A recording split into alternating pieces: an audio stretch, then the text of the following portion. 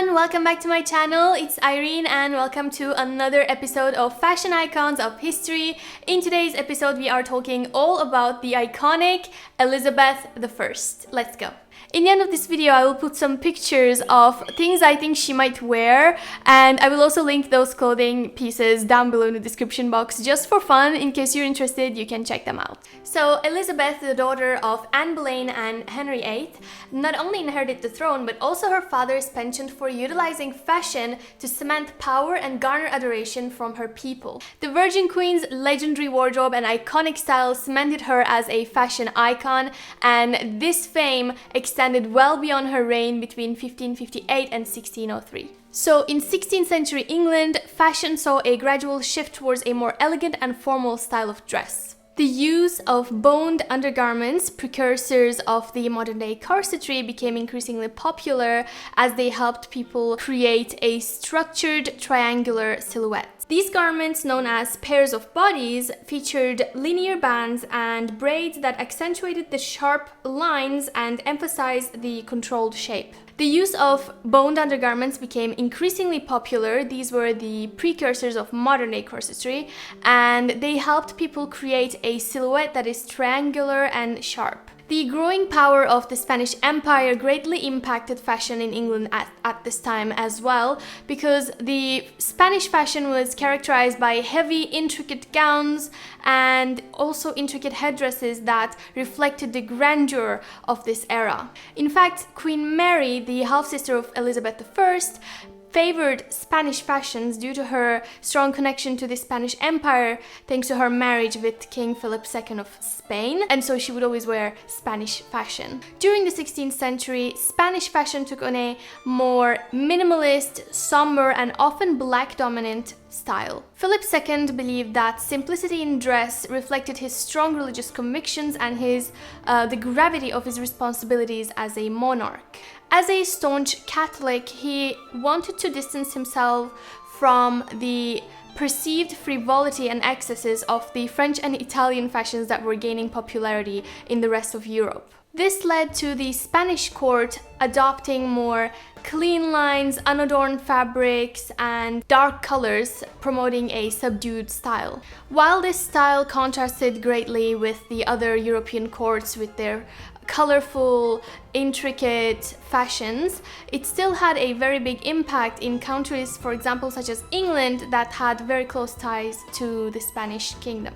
However, the Italian and French styles also played a great role in shaping the 16th century fashion. For example, they incorporated lighter fabrics, intricate lacework, and more fluid silhouettes, which became hallmarks of Elizabethan fashion. During the 16th century, ruffs became an essential part of English fashion. These starched, pleated collars grew increasingly elaborate over time, often reaching impressive widths and adorned with intricate lace or embroidery.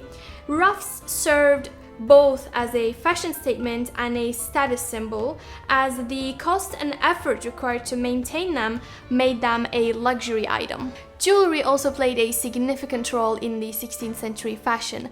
Both men and women adorned themselves with these precious gems and stones, often as a way to show off their status and wealth. Pearls in particular were very sought after due to their lustrous appearance and their associations to purity and chastity. In addition to rings, bracelets, and necklaces, jewelry was often also attached to garments or even shoes. Other notable garments and accessories of the era included the farthingale, which was an underskirt with a structured shape that gave a very dramatic silhouette to the skirts, and also elaborately embroidered sleeves to show off status and wealth, as well as the iconic codpiece that men wore to accentuate their masculinity.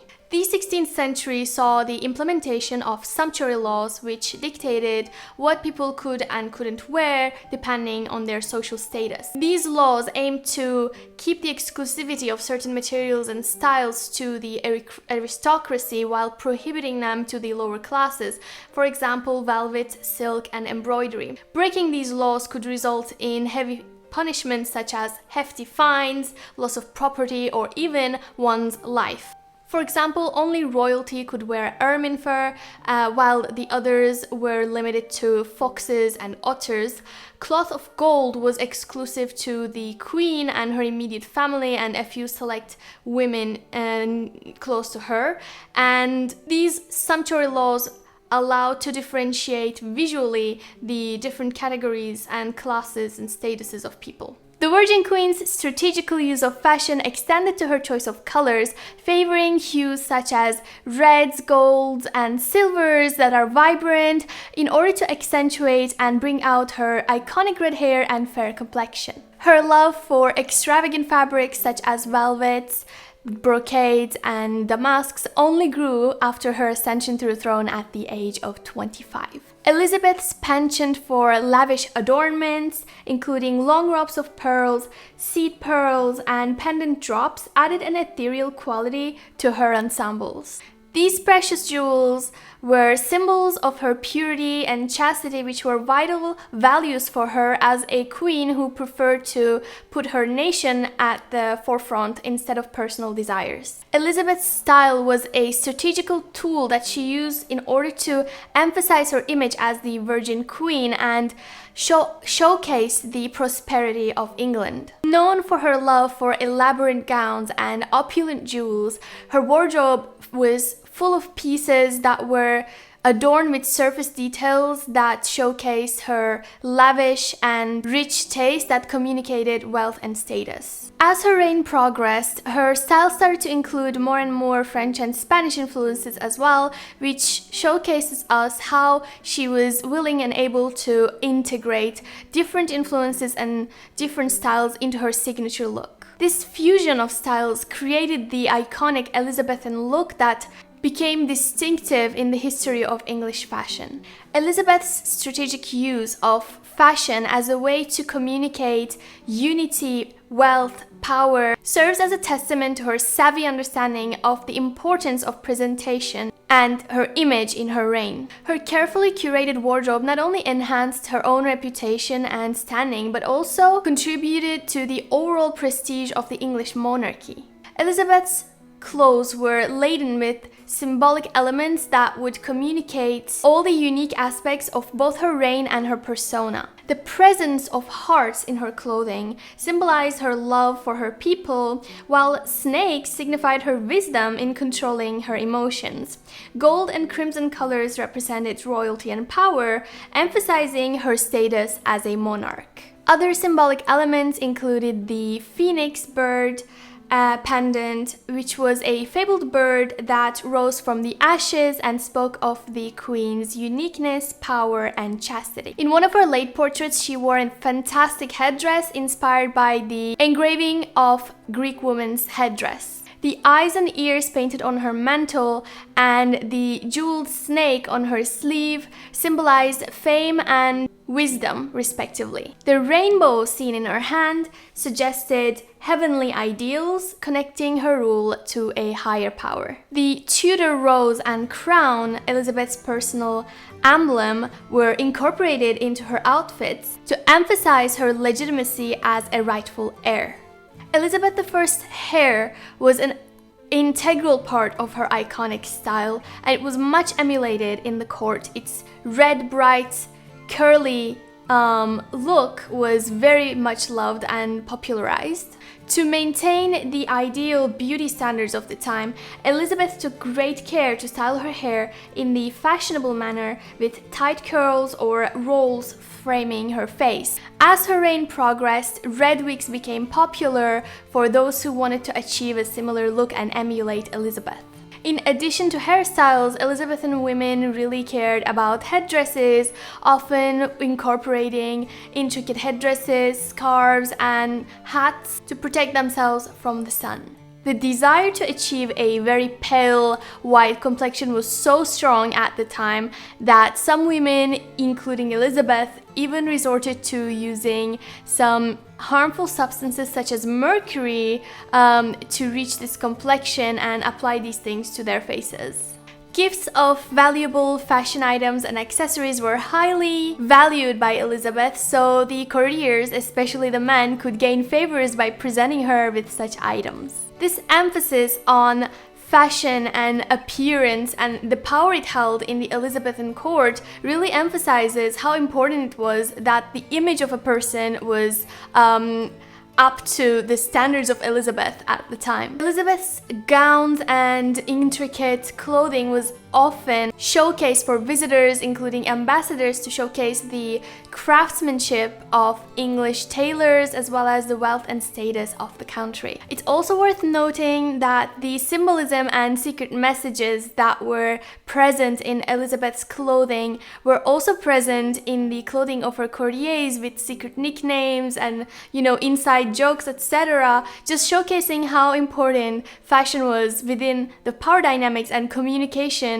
of the English monarchy and court. Elizabeth I's deadly makeup regimen is a fascinating part of her beauty routine, even though it ultimately proved detrimental to her health. Her pursuit of ideal pale complexion led her to apply makeup containing toxic substances like mercury and lead, which caused severe health issues such as hair loss, skin deterioration, and possibly even contributed to her eventual death. So Elizabeth's pursuit of the ideal pale complexion led her to apply a white lead paste makeup product that was called the Venetian ceruse. And because of how toxic Venetian ceruse was, it would cause hair loss and skin deterioration, which meant that she would need a thicker and thicker layer in order to cover up her imperfections, leading to a kind of dependence on this product. Elizabeth's reliance on these cosmetic products was evident when, upon her death, it was said that she was found with 1-inch thick Venetian ceruse on her face. Her dependence on these cosmetic products that were so toxic extended beyond just the Venetian ceruse for her complexion, because even the lip product, the red lip stain that she would use, contained cinnabar, which has a component of mercury in it.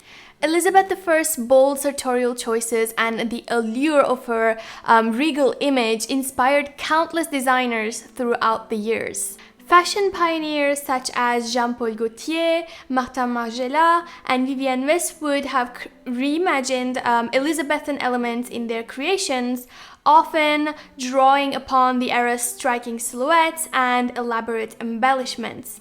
Alexander McQueen's designs, for instance, have showcased Elizabethan-inspired high-neck ruffs, while Vivienne Westwood's regal gowns evoke the drama and the grandeur of Elizabeth's majestic ensembles. Elizabeth's indelible mark on fashion extended to the silver screen, gracing it through various films and television portrayals. Actors who have donned Elizabeth's signature ruffs, opulent gowns, and intricate hairstyles have not only paid homage to her iconic style, but also introduced new generations to her unforgettable aesthetic.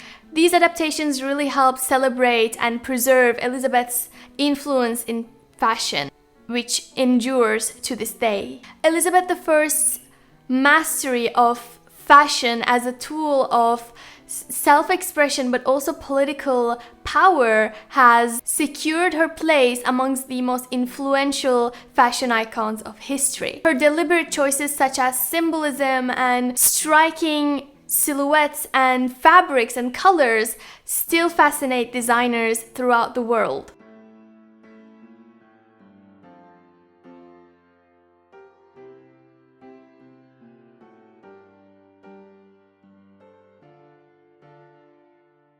I personally love her quirky style that is not necessarily what we would consider technically beautiful today because of certain shapes and silhouettes, but I think it's fascinating and truly inspiring, especially in the upcoming autumn season, so I decided to put her for this month's video. I hope you found some inspiration and enjoyment out of this video, and thank you so much for watching. Let me know your comments down below. Remember to like this video if you enjoyed it and subscribe to my channel if you haven't already. Have an amazing September and see you in the next video. Bye!